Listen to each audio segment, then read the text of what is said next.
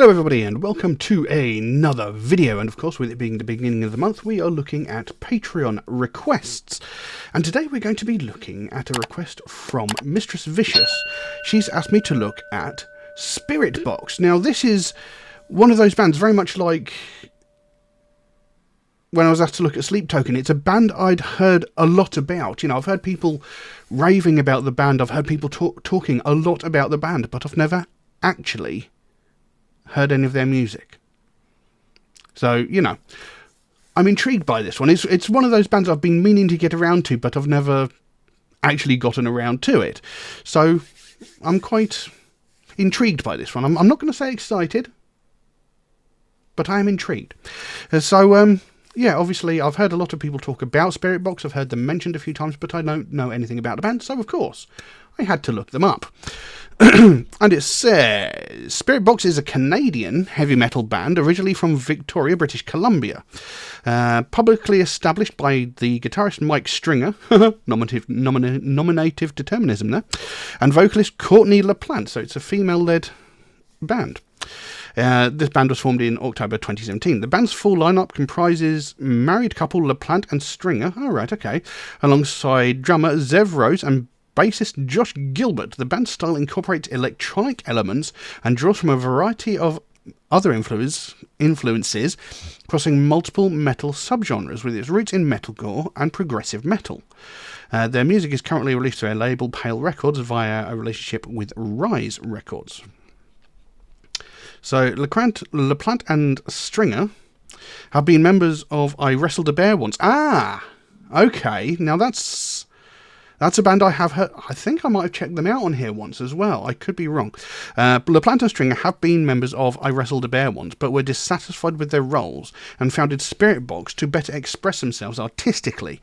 They released a debut extended play in 2017, followed by a second EP singles collection. With an expanded lineup, Spiritbox initially built their fan base by focusing on promotion through the internet and introduced their music through a series of popular music videos before debuting as a touring band. They continued to gain popularity with several singles that reached the Billboard charts before releasing their debut album, Eternal Blue, which entered the US Billboard 200 at 13, so that was quite good. They released their third EP, Rotoscope, in 2022, their fourth EP, Fear of Fear, in 2023, and the band's second studio album, Tsunami Sea, released in 2025, so a fairly recent release there. So, yeah. It doesn't really say much about what the band sounds like. Let's have a look. Metalcore, alternative metal, progressive metal, gent post-metal. I never understood the phrase post-metal. But, yeah. It sounds like it could be interesting. Like I said, you mentioned they were in I Wrestled a Bear Once, and I'm pretty sure I have covered them once before.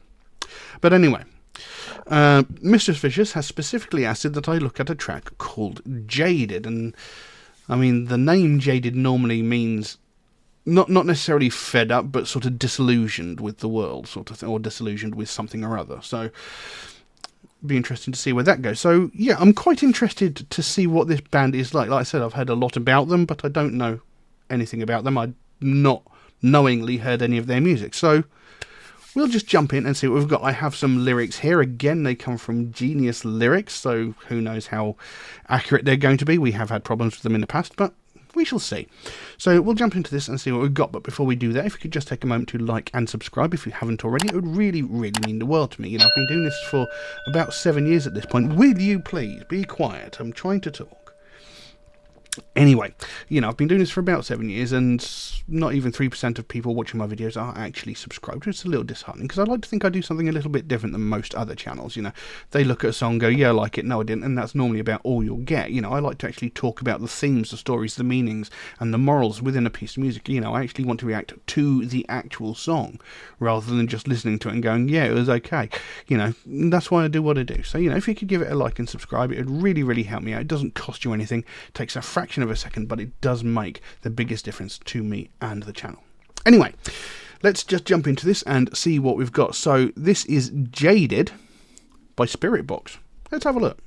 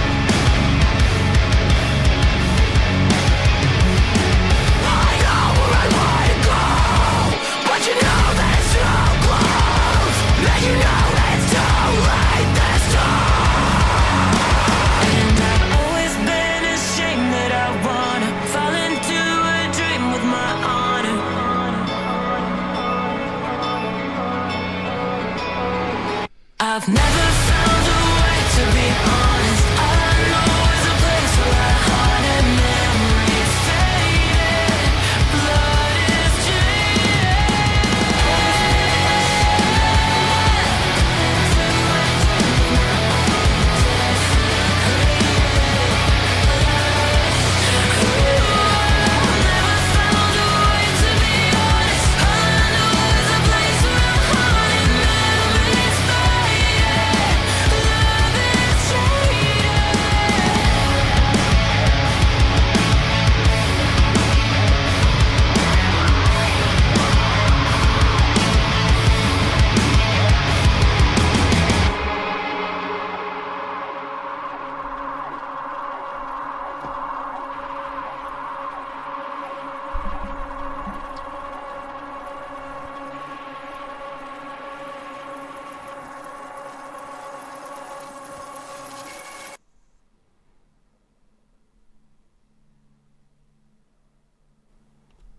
Well, there we go. Jaded by Spiritbox. Interesting. Very interesting. Very, very heavy. It started off very, very quietly. There were words being spoken that I couldn't quite hear properly, but it does mention them here. Another very impressive female-fronted band. You know, obviously she's got a very good voice, and then she comes in with those harsh, sort of screamed, death metal-esque vocal performances. Unexpected, but very welcomed. I imagine there's going to be another one of those sort of series of videos, very much like, you know, there's hundreds and hundreds of videos out there of people watching Pisces by Ginger, and some of the, you know, the expressions you see on people's faces when she goes from that sort of sweet melodic vocal and, you know, switches into the harsh, deep death metal growls. I imagine there's probably a few videos very much like that of this, or of other songs where she's performed as such, because it's not something many people expect. You know, I've come to not so much expect it, but I've become used to it because, you know, there are many very talented female vocalists who can do harsh vocals. Tatiana, for us, you know, to mention but one, and then of course there was Angela Gossow, Alyssa Whitegloss. You know, there's a long line of female vocalists who can perform amazing harsh vocals, but a lot of people don't expect it coming, you know, because when they hear the sort of sweet melodic vocal like you had at the beginning here, you know, it's very soft, very calm, you know, very beautifully performed. And then all of a sudden it comes in and punches you right in the schnoz with those harsh vocals. You know, many people would be like, whoa! You know, or, you know, if it's going to be one of those overreacting channels, you know, where they go, ah! You know. But, you know, I wasn't so much expecting it, but I wasn't surprised by it. Very well performed. You know, she's obviously very capable.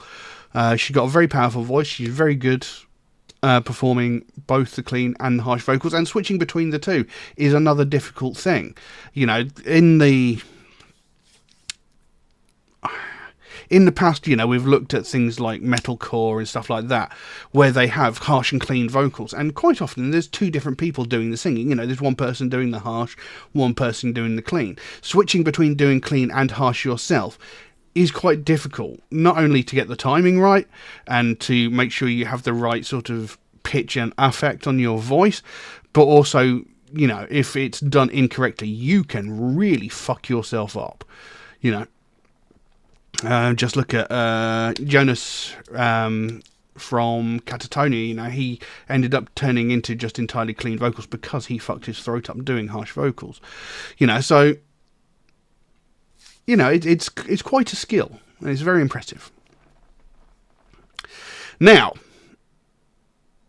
I was actually paying so much attention to the song and the music video, I wasn't actually paying that much attention to what the song was about.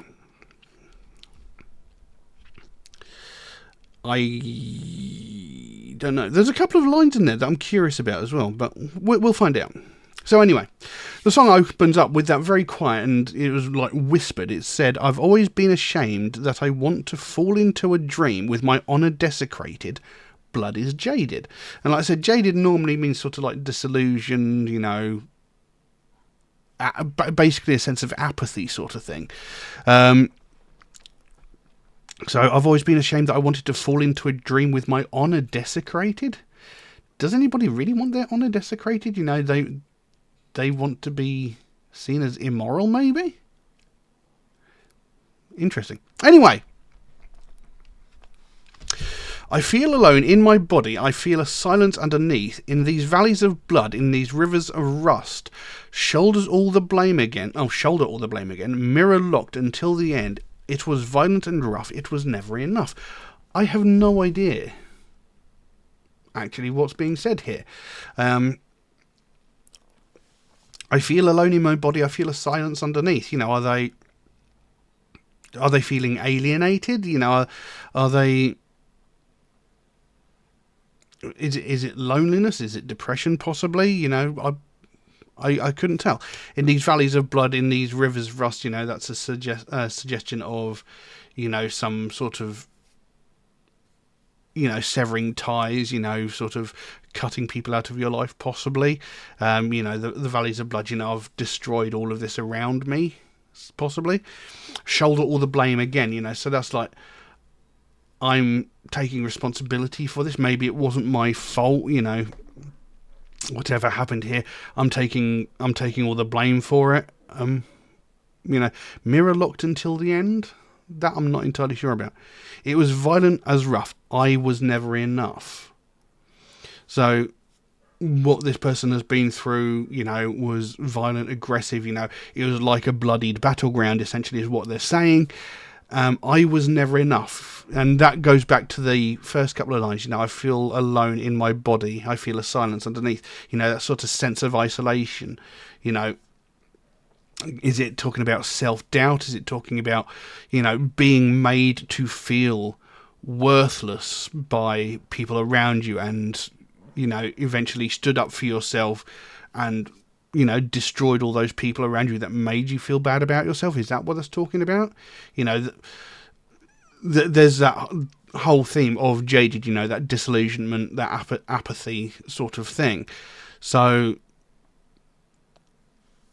do they just no longer care? These people have been affecting my life in a negative manner for so long. I'm fed up of it. I want these people out of my life. I don't care about them anymore, possibly. I'm not sure. But what if I was stable enough to wind me down the road like a remora swims? But what if I was inside 1,000 lives to give my ghost? It's never enough. It's never enough.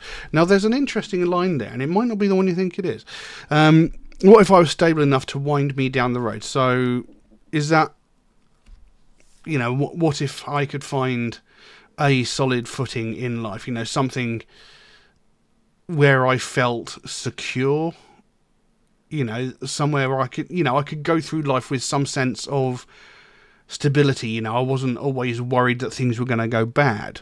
And that's where this line comes in. And this is the line that I find interesting. Like a remora swims. Now, that's an interesting line purely because of the remora. Now, the remora is a kind of fish, as you would guess, by the fact it says like a remora swims. Now, this is a sort of... It's almost like a symbiotic kind of fish. It's a fresh... no, it's not. It's a saltwater fish, I think it is. It's got this weird sort of flat disc on its head, and it attaches itself to another fish, another sea of, waterborne creature. And it's sort of like the line itself is sort of suggesting,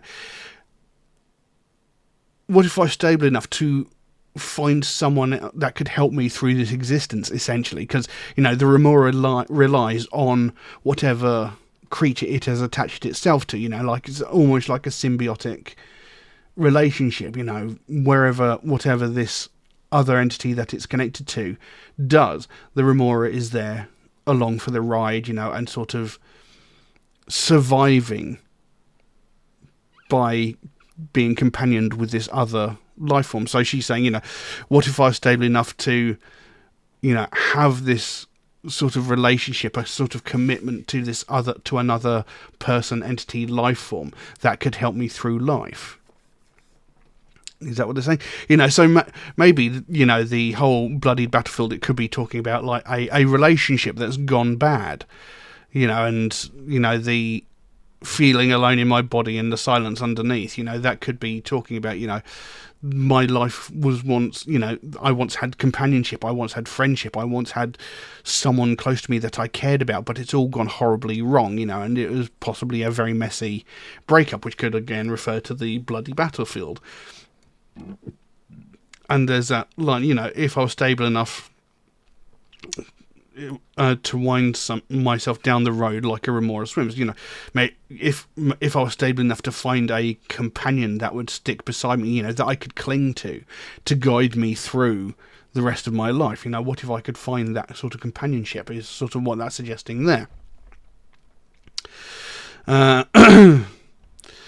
what if I was inside 1,000 lives to give my ghost? So that's sort of suggesting, possibly, if I lived 1,000 lives, would I find like the key to existence? If I had 1,000 tries, would I be able to make something of the life that I'm living? If I had the experiences from all these other like past tries, essentially, would I be able to make a successful life for myself? Possibly. It's never enough. So no matter how hard I try, it never goes right. It's always wrong, no matter what I do, maybe, if I lived inside 1,000 lives, could that be talking about if I learned from mistakes of the past, if I learned from past relationships, friendships, possibly even familial relationships, if I learned from these, could I perhaps succeed in a future partnership, friendship, relationship, etc. But it's never enough. No matter what I've experienced in my life, it always goes wrong. So I've never learned enough to succeed, possibly.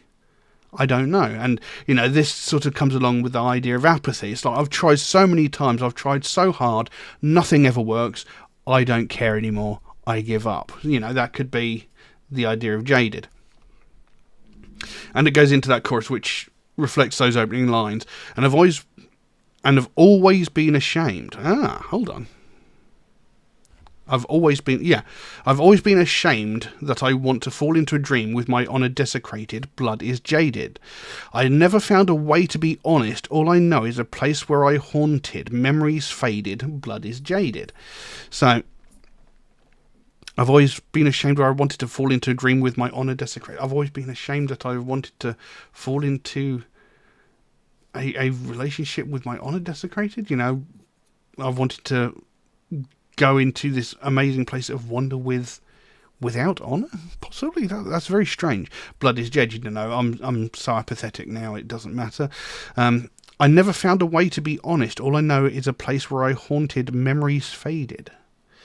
So I never found a way to be honest. Have they never found a way that they can be completely themselves around someone? They've always had to live up to someone else's expectations, possibly. All I know is a place where I haunted. So I wasn't necessarily living, I was just existing. I was like a ghost of myself. I was just sort of floating through life without purpose. I was just there, possibly. And blood is jaded, as before. In my dreams all I see is a crimson key, tethered by a falling string, meant to turn in the lock for me. I can't leave, so I justify interloper of confidence, under pressure of influence, not a curse that I caused, never to rot. Now, this crimson key thing that she mentions here, this seemed to be very prominent within the video. There seemed to be a lot of focus on this red key. What is is this... does this have some meaning to people who know the actual band and music better? Is this some important feature? I don't know, because they seem to concentrate a hell of a lot on it, and it's just sort of almost mentioned in passing in the lyrics. But All I see is a crimson key, tethered by a falling string, meant to turn the lock for me. Is that, I see, there's this thing that's supposed to pull me out of this situation. Maybe it's just out of reach. I don't know. I see this key. It's tethered by a falling string. So, maybe this key that was almost a symbol of salvation, maybe. Maybe it's sort of fallen from within her grasp. So, she's watching this sort of what would have released her from this possibly self-imposed cell. Has her freedom just sort of slipped through her fingers and disappeared now? Is that possibly what that's talking about? I don't know. That was the key to getting her out of this situation, and she's just watching it fall and, no longer within her grasp. I don't know. Interloper of confidence. Interloper sort of is like what's the word I'm looking for? Like someone who's not supposed to be there. They're sort of stowaway.